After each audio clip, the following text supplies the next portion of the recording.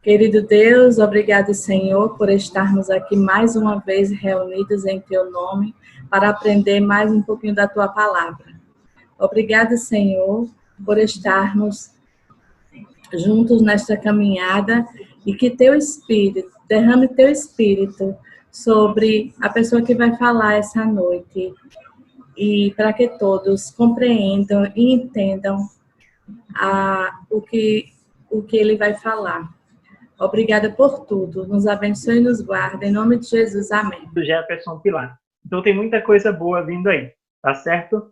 E hoje, por falar em coisa boa, né? Hoje o nosso tema é um tema especial. A gente vai estudar hoje sobre como Jesus enxergava a Bíblia.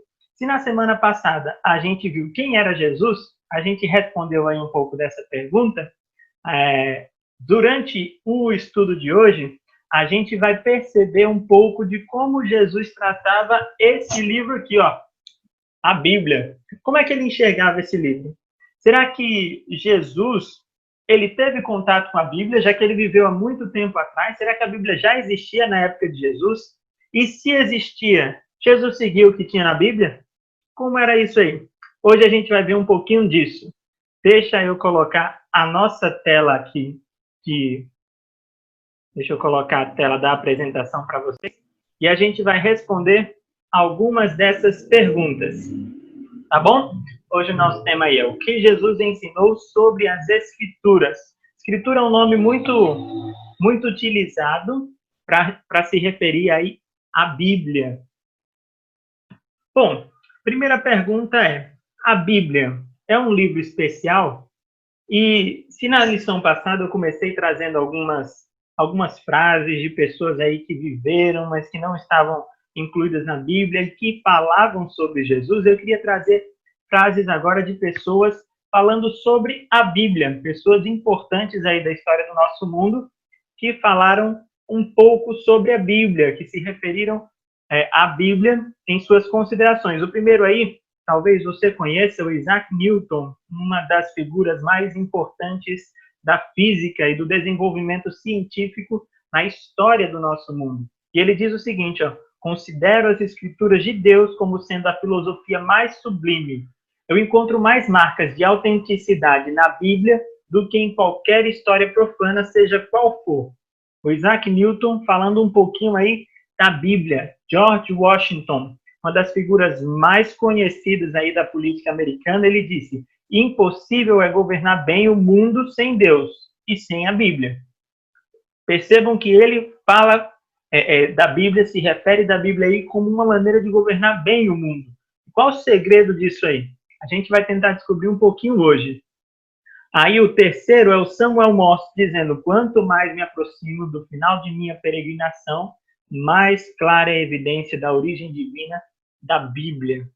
Percebam que muitas pessoas importantes falaram um pouco sobre a Bíblia, conheciam a Bíblia. Mas se eu te perguntar o que é a Bíblia, poderia passar algumas informações para você, para tentar explicar o que é a Bíblia. Olha, a Bíblia é um livro que demorou 1.500 anos para ser escrita. E, na verdade, Bíblia quer dizer uma coleção de livros. Então, não seria um livro só. Na Bíblia seriam vários livros reunidos ali como uma mini biblioteca. E a gente percebe isso exatamente no fato de existirem mais de 40 autores diferentes para os livros da Bíblia. Então, não foi uma pessoa só quem escreveu a Bíblia, mas mais de 40 pessoas diferentes. Ela está dividida em duas partes: o Antigo Testamento e o Novo Testamento.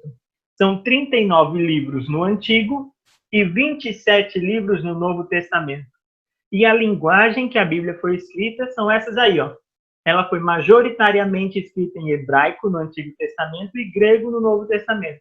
Algumas partes em aramaico, outras partes ali em línguas um pouco menos conhecidas, em dialetos ali um pouco menos conhecidos, derivados exatamente dessas línguas.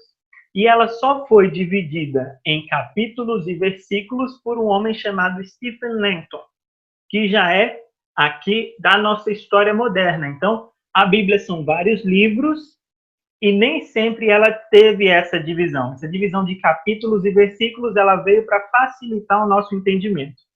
E aqui, essa imagem aí em cima, você pode ver, é exatamente um dos trechos encontrados sobre a Bíblia, um dos trechos originais da Bíblia. Ele é conhecido como o manuscrito do Mar Morto. E ele foi encontrado alguns anos atrás, justamente ali naquela região por onde a história bíblica se desenrola. E ela é uma das evidências de que a Bíblia, mesmo sendo escrita há muito tempo atrás, continua com o seu conteúdo muito fiel ao original. Porque, comparando com esses manuscritos aí, a gente vai percebendo que a Bíblia, que foi escrita por mais de 40 autores há muitos anos atrás, é a mesma Bíblia, tem as mesmas ideias, tem o mesmo conteúdo que a gente lê hoje. Na Bíblia que você tem aí na sua casa, na Bíblia que você tem acesso pelo seu celular, é claro que ela foi traduzida para os nossos idiomas, tá? Mas as ideias centrais da Bíblia permanecem as mesmas, mesmo depois de tantos e tantos anos. E então, será que um livro comum resistiria a tantos e tantos anos, preservando a sua mensagem original? Quando a gente olha para a Bíblia, a gente vê um livro diferente, sabe? A gente vê um livro que não tem como ser igual a todos os livros. E por isso a gente percebe a importância desse livro na história do cristianismo, sabe? Muitos e muitas pessoas preservaram a Bíblia e a gente enxerga essa preservação como uma condução de Deus, para que a gente tivesse essa palavra o mais fiel possível em nossos dias para nos ajudar. Mas já que a gente falou um pouquinho de Jesus na semana passada, eu queria mostrar para você como Jesus enxergava a Bíblia. E olha, já existia a Bíblia na época de Cristo, tá? Não era igual a que a gente tem hoje, mas ela só tinha o Antigo Testamento, né? Que o Novo Testamento justamente conta a história de Cristo aqui na Terra, conta a história dos seus apóstolos e foi escrita pelos seus apóstolos. Mas Jesus tinha acesso ao Antigo Testamento. Ele se referia ao Antigo Testamento. Muitas das coisas que são escritas no Novo Testamento, falas de Cristo, são trechos do Antigo Testamento. E é isso que a gente percebe quando a gente procura esses trechos na Bíblia e percebe a importância que Cristo dizia, que Cristo falava sobre esse livro. Então vamos responder essa pergunta aí. O que Jesus disse sobre a Bíblia? Olha aí. Em João, capítulo 5, versículo 39, ele nos diz o que a gente pode encontrar nela. Está escrito bem assim. Se você quiser, você que está aí na sua casa, se você quiser abrir a Bíblia e nos acompanhar, fique à vontade, tá bom? A gente até pode esperar um pouquinho. Se você quiser abrir o áudio e falar, olha, espera um pouquinho, a gente espera. Fiquem à vontade para falar com a gente, fiquem à vontade para fazer perguntas, fiquem à vontade para entrar em contato, tá bom? A gente está aqui para bater um papo, para ajudar vocês para conversar um pouquinho. A gente perguntou como Jesus ele enxergava a Bíblia, né? João, capítulo 5, versículo 39, ele nos traz exatamente uma fala de Cristo. Cristo diz o seguinte, ó, vocês estudam cuidadosamente as Escrituras porque pensam que nelas vocês têm a vida eterna. E são as Escrituras que testemunham a meu respeito. Existem outras versões, e talvez você esteja acompanhando aí na sua Bíblia, está escrito assim, ó, examinai as Escrituras, porque pensais nela ter vida eterna. E são elas mesmo que testificam a meu respeito. Talvez você tenha outras versões que trazem palavras diferentes, mas o conteúdo desse texto é um só. Jesus disse o seguinte, ó, sabe o que você vai encontrar na Escritura? Sabe por que a Bíblia é tão importante? Porque muitas pessoas buscam vida eterna, só que a Bíblia fala exatamente dessa vida, de uma vida plena. A gente falou na última lição que Jesus era a pessoa que dava sentido a toda a nossa vida. E nesse trecho a gente percebe que Jesus fala exatamente disso. Ele diz, vocês buscam vida eterna? As Escrituras testemunham dessa vida. Eu sou essa vida. Eu sou esse sentido. Isso também foi uma mudança de paradigma para o que as pessoas pensavam. Porque antes, naquela época lá, os judeus eles tinham acesso ao Antigo Testamento, da mesma forma que Cristo tinha acesso ao Antigo Testamento quando ele veio, só que eles buscavam tanto o conhecimento bíblico, de maneira que nesse conhecimento eles pudessem encontrar ali a sua validação, a sua justificação, o seu sentido da vida, o seu logos. Lembram? E agora Cristo diz, olha, vocês estão procurando na Bíblia vida eterna? Pois a Bíblia fala exatamente de mim.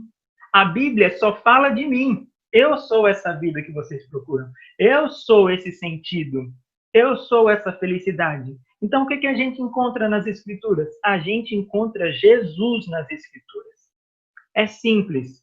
A gente encontra Jesus e por isso a Bíblia é tão importante. Para você que está aí assistindo a gente, para você que está acompanhando a gente, eu queria dizer o seguinte: existem muitas pessoas que se dizem cristãs, mas estão mais distantes da Bíblia do que os próprios ateus. Estão distantes de Cristo porque colocam as suas próprias palavras, sabe? Elas vivem como se a sua vida, elas vivem de acordo com as suas próprias ideias.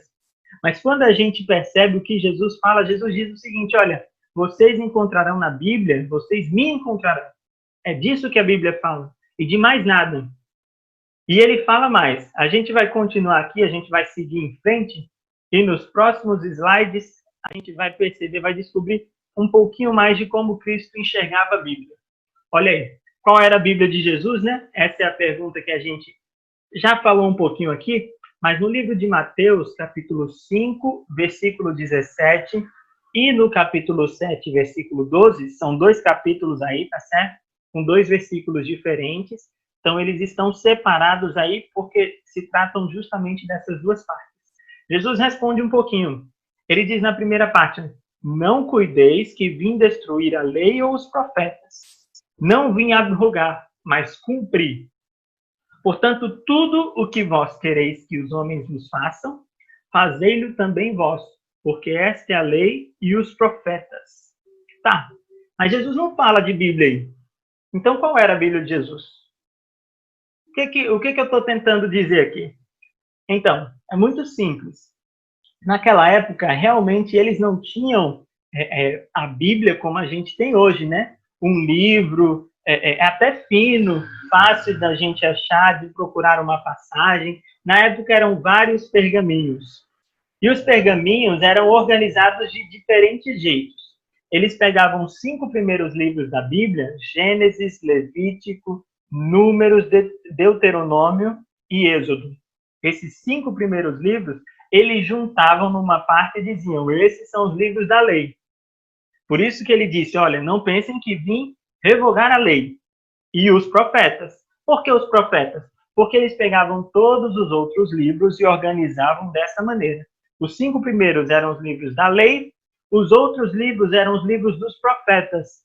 E aí envolvem vários livros com o nome exatamente de profetas. Tem Josué, tem Joel, tem Ruth, tem Malaquias. São muitos e muitos livros com nomes de profetas que eles organizavam dessa maneira. Então, quando Cristo cita a lei e os profetas nesse versículo, ele fala exatamente da Bíblia que ele tinha acesso. E ele diz, olha, eu não vim para abolir isso, não. Eu não vim destruir a Bíblia que eu tenho. Pelo contrário, eu vim cumprir essas palavras. Eu vim tomar essas palavras como exemplo e fazer, até porque essas palavras falam de mim. E no segundo aí ele diz um pouquinho, olha, tudo que vocês querem que os homens façam, façam vocês também. É isso que a Bíblia diz.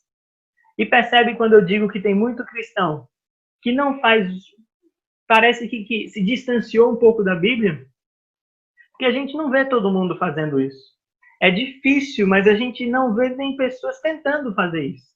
Imagina se a gente só fizesse para as pessoas aquilo que a gente quer que faça com a gente. Como não seria melhor o mundo, né? Como as pessoas não seriam mais empáticas uma com a outra? Pois é isso que a Bíblia diz. É isso que o cristianismo diz. Que a gente precisa fazer exatamente isso. Olha, só faça com os outros aquilo que você desejaria que fosse feito com vocês. Está na minha palavra. E era isso que Cristo fazia, sabe? Cristo amava tanto as pessoas porque ele desejava o nosso amor. E até hoje ele nos ama tanto porque ele deseja o nosso amor. Continuando aqui, um pouquinho mais para frente, a pergunta que a gente vai responder agora é justamente essa. Para Jesus, qual a fonte da verdade? E João 17:17 nos diz o seguinte: santifica-os na verdade. A tua palavra é a verdade. Que palavra é essa? Exatamente a Bíblia. A Bíblia, a qual Jesus se referiu muitas e muitas vezes como a palavra de Deus. A palavra que testificava dele. A palavra a qual Deus havia inspirado homens para que fosse escrita.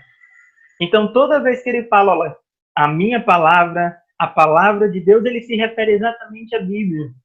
E ele diz mais: santifica-os na verdade, a tua palavra é a verdade. Jesus considerava que a Bíblia era a verdade. Então, quais os benefícios de estudar essa verdade?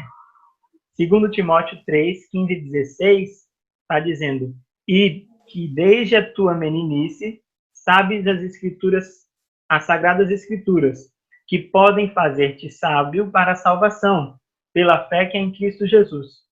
Toda a Escritura é divinamente inspirada e proveitosa para ensinar, para redarguir, para corrigir, para instruir em justiça, para que o homem de Deus seja perfeito e perfeitamente instruído para toda boa obra. Só nessa parte aqui, vamos conversar um pouquinho. Se você quiser falar, sua participação é muito bem-vinda, tá certo? Está dizendo o seguinte: toda a Escritura é inspirada por Deus. Como é isso? Porque a gente sabe que foi escrita por homens. 40 homens escreveram a Bíblia. E agora ele diz que toda a Escritura é inspirada por Deus.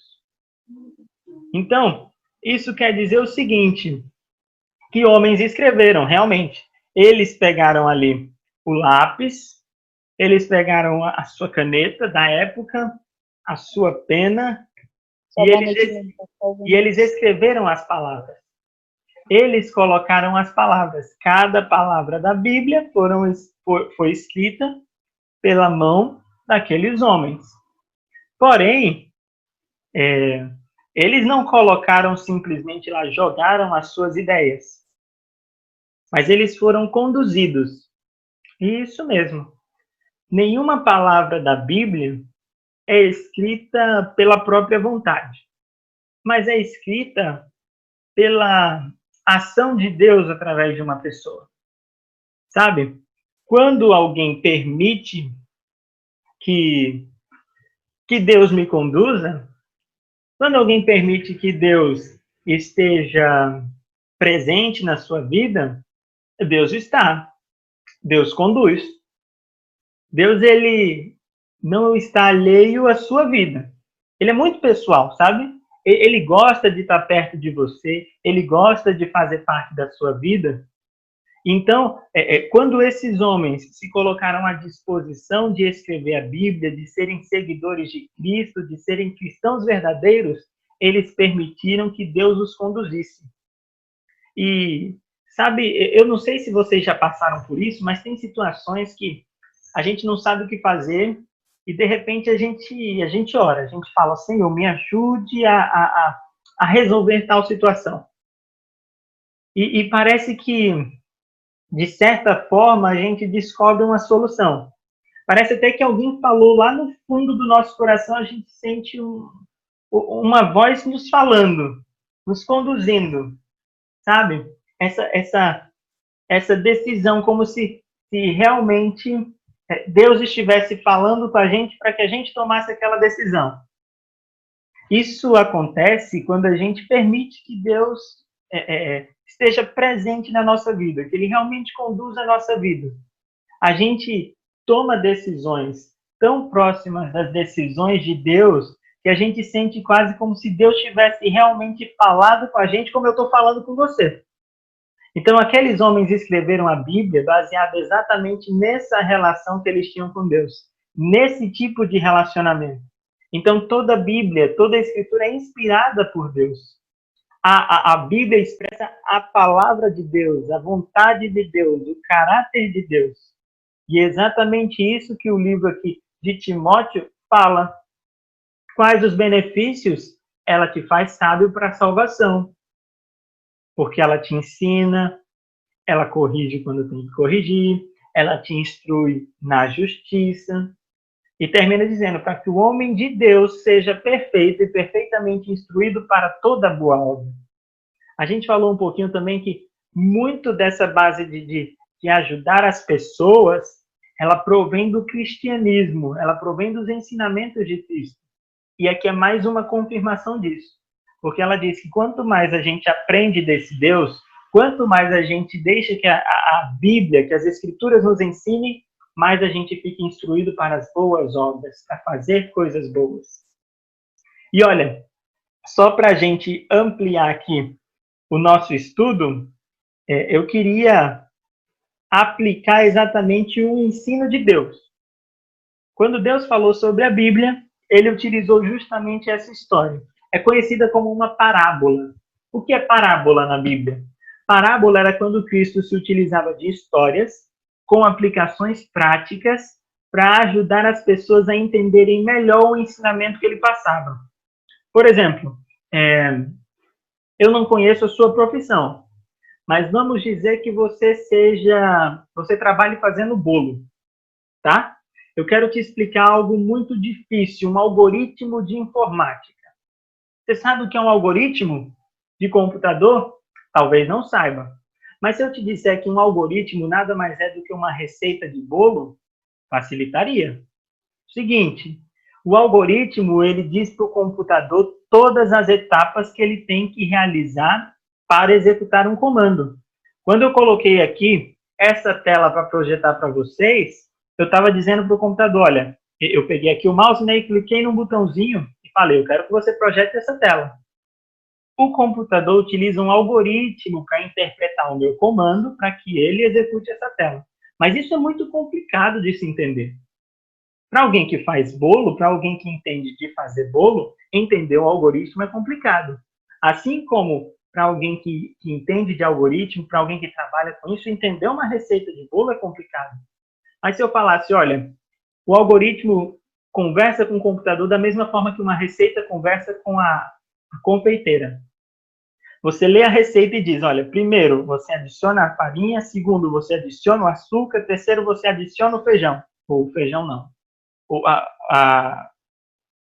Ih, gente, nem eu sei fazer bolo. Mas você adiciona o açúcar, você adiciona a farinha e você adiciona o chocolate. Percebe que dessa forma é mais fácil entender os comandos e realizar? Porque ela continua. Pega uma vasilha, coloca a farinha de trigo, você coloca os ovos ali, você coloca o açúcar, você vai misturando. Depois você coloca tudo numa forma e coloca no forno.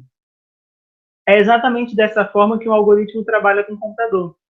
Ele fala, você vai fazer isso para que a tela seja exibida. E quando eu uso essa analogia, fica mais fácil de entender. Então, Cristo pegava histórias, utilizava essas analogias para facilitar o entendimento das pessoas. Ele faz uma analogia sobre a Bíblia aqui no capítulo 13 de Mateus, que eu gostaria de ler com vocês e que vocês me acompanhassem. Percebam aí que eu não coloquei o versículo dessa vez na tela. Então, para você que tem a Bíblia, por favor, nos acompanhe nesse momento. Se não, eu vou ler aqui e você pode nos acompanhar, tá bom? Fique tranquilo. Diz o seguinte, naquele mesmo dia, saindo Jesus de casa, assentou-se à beira-mar, e grandes multidões se reuniram perto dele, de modo que entrou num barco e se assentou, e toda a multidão estava em pé na praia. E de muitas coisas lhe falou por parábolas e dizia, eis que o semeador saiu a semear. E ao semear, uma parte caiu à beira do caminho, e vindo as aves, a comeram. Outra parte caiu em solo rochoso. Espera aí. Aqui, outra parte caiu em solo rochoso, onde a terra era pouca, e logo nasceu, visto não ser profunda a terra. Saindo, porém, o sol a queimou, e porque não tinha raízes, secou-se. Outra caiu entre os espinhos, e os espinhos cresceram e a sufocaram. Outra, enfim, caiu em terra boa, e deu fruto, a 100, a 60 e a 30 por um. Quem tem ouvidos para ouvir, ouça. Essa parte termina assim. Isso é uma parábola. Então, isso é uma história que Jesus usou para falar alguma coisa que ele queria, só que utilizando uma analogia que ficasse fácil para as pessoas entenderem, que é a analogia do semeador. Mas o que é que ele queria dizer? Olha, o semeador é aquele que leva as sementes, não é? Que planta as sementes. Nessa história, quem era o semeador? Jesus estava utilizando ele mesmo como o semeador da história. E quais eram as sementes? As sementes eram a palavra do reino, a palavra de Deus, sabe? As palavras que ele dizia eram exatamente essas sementes. Nós poderíamos utilizar como palavras, por exemplo, os versículos que nós lemos aqui, os ensinamentos que nós tiramos daqui. Essas são as sementes. Mas percebem que as sementes caíram em diferentes solos? Uma caiu à beira do caminho, e o que aconteceu? Os pássaros vieram e comeram. Isso significa uma coisa, sabe? Significa que essas sementes que caíram à beira do caminho, elas não estavam no lugar certo. Elas poderiam até nascer, mas elas não estavam enterradas direitinho, sabe? Elas não estavam no campo fertilizado. Então, antes mesmo de nascer, os pássaros vieram e comeram a semente. Isso quer dizer o seguinte, que quando a palavra de Deus não está no local em que ela deveria estar, ensinamentos diferentes, ensinamentos errôneos, vêm e as levam. Ele leva a palavra de Deus para o seu coração simplesmente porque não está no lugar certo, sabe? Não é a palavra plantada e enraizada no coração. Ela passa a ser basicamente inútil, foi levada, semente desperdiçada. A segunda, aqui em Mateus capítulo 13, deixa eu ver aqui. Pronto, elas caíram num solo que era duro. Então as sementes acabaram não nascendo, né? Ali entre a rocha, a raiz não pegou no lugar certo, não pegou lá na terra. Então ela até nasceu. A palavra de Deus até se desenvolveu. Alguém até entendeu.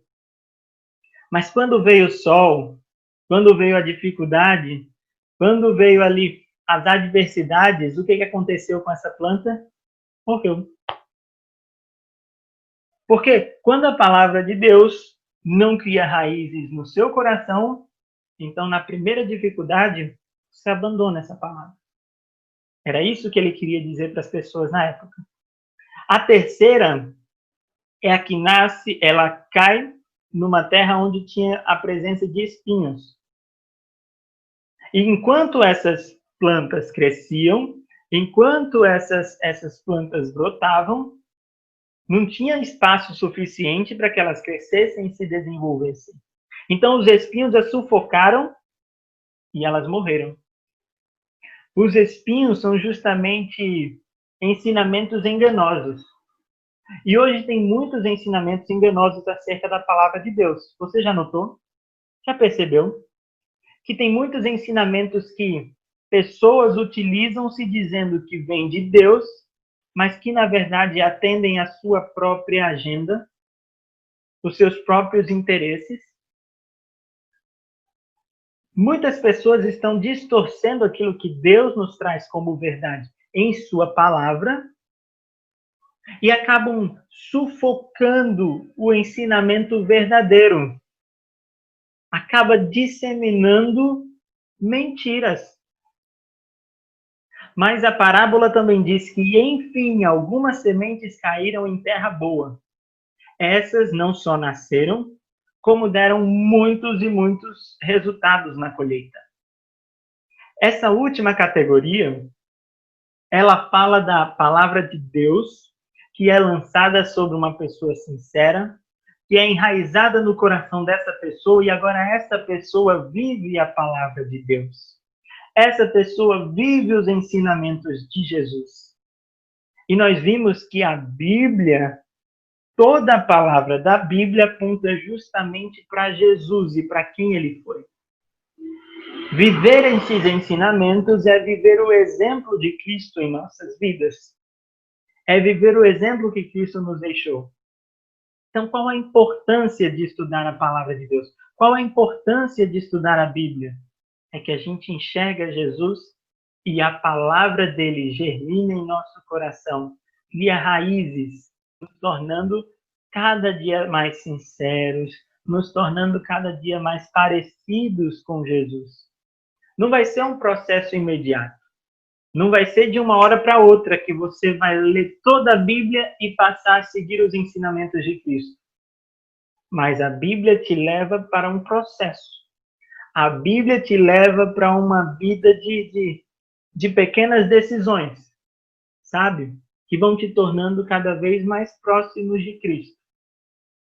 A importância de estudar a Bíblia não é nada diferente, não é nada além de conhecer a Cristo. E a Bíblia fala de Cristo. A Bíblia só fala de Cristo. Em todos os detalhes. De um Cristo amoroso. De um Cristo que te ama. De um Cristo que quer fazer parte da sua vida como um amigo. É disso que a Bíblia fala. Qualquer outra coisa é mentira. Sabe? A religião não veio antes da Bíblia. As igrejas não vieram antes da Bíblia. Não são mais importantes do que a Bíblia. Porque a Bíblia nos aponta para Cristo. A Bíblia nos conta quem é Cristo.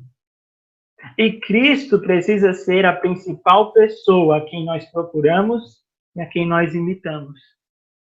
Se em algum momento da sua vida você for abordado por alguém que se diz cristão, que não segue a Bíblia, que discorda da Bíblia, ou que te leva para algum ensinamento fora da Bíblia, que de alguma maneira seja discordante, então me desculpa dizer, mas essa pessoa não tem sido um cristão de verdade. Tá? Se em algum momento uma religião se colocar acima da palavra de Deus e agora quiser mudar, modificar, então me desculpa dizer, mas essa religião não merece sua atenção. Porque a Bíblia é a palavra de Deus. Porque a Bíblia é a verdade que Jesus Cristo apontou. A Bíblia nos mostra o Cristo que nós precisamos conhecer. Simples assim. Tá? Toda a nossa Bíblia deve ser pautada, toda a nossa vida deve ser pautada de acordo com os ensinos da Bíblia, com os exemplos de Cristo que encontramos na Bíblia. A nossa esperança é justamente a história que está contida na Bíblia de um Deus que nos ama tanto, que entregou sua vida para que a gente tivesse salvação. E a gente vai falar um pouquinho mais na frente exatamente dessa história. A partir desse momento, todas as coisas que nós falarmos serão baseadas na Bíblia. Tá certo? O desafio é exatamente esse. É te levar por esse passeio na Bíblia, conhecer um pouco mais. A conhecer um livro tão maravilhoso, que mesmo tendo sido escrito num período de 1.500 anos de diferença, com 40 autores diferentes, em nenhum momento existe uma discordância. Em nenhum momento existe uma contradição. Em nenhum momento uma mensagem que desacorde de outra mensagem. Você acredita nisso? Pois a Bíblia é justamente esse livro. Então eu convido você a conversar mais sobre a Bíblia com a gente. A mergulhar mais fundo nos ensinamentos que ela nos traz. E de maneira especial a conhecer de maneira mais profunda o homem que ela te apresenta. O Deus que ela te apresenta, Jesus. Você quer conhecer um pouco mais sobre esse livro? Você quer aprender um pouco mais sobre os ensinamentos que a Bíblia te traz, que a Bíblia me traz? Então continue com a gente nesse passeio, continue com a gente nesse estudo. Não desista não, porque eu tenho certeza que você vai se apaixonar pelas histórias, você vai se apaixonar pela pessoa maravilhosa de Jesus. Nesse momento eu gostaria de convidar você para fazer aquela oração, para a gente encerrar. E depois, a gente vai abrir aqui os microfones, você pode falar, inclusive você pode falar na hora que você quiser, tá bom? Quem manda aqui é você que está aí nos assistindo. Então, não se sinta envergonhado, não.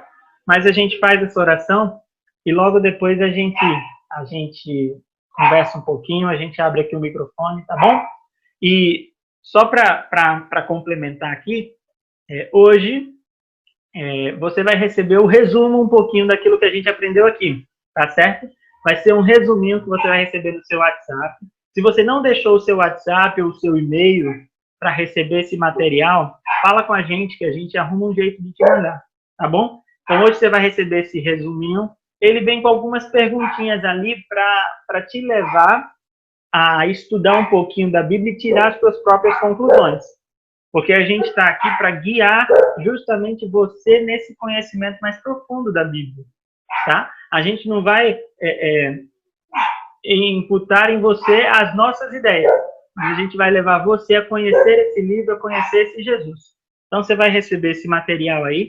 Se você não deixou o seu WhatsApp ou o seu e-mail com a nossa coordenação aqui, entre em contato, deixe para você receber esse material, tá bom?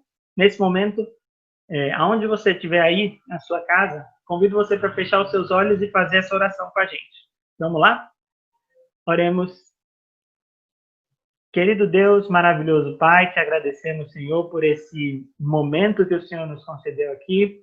Te agradecemos porque hoje nós conhecemos um pouco mais da Tua Palavra, do livro que o Senhor nos deixou, dos ensinos maravilhosos que ele contém, das respostas que o Senhor nos deixou para que a gente viva melhor, para que a gente viva mais tranquilo. Então, muito obrigado, Senhor, por essa bênção, por esse presente. Te pedimos, ó Pai, que a cada dia o Senhor possa nos conduzir, assim como o Senhor conduziu essas pessoas, as quais escreveram esse livro, que o Senhor possa nos conduzir no estudo desse livro. Que a gente possa descobrir a Tua verdade nesse livro. A verdade que completa a nossa vida, a verdade que nos transforma. Esse é o nosso desejo, em nome de Jesus. Amém.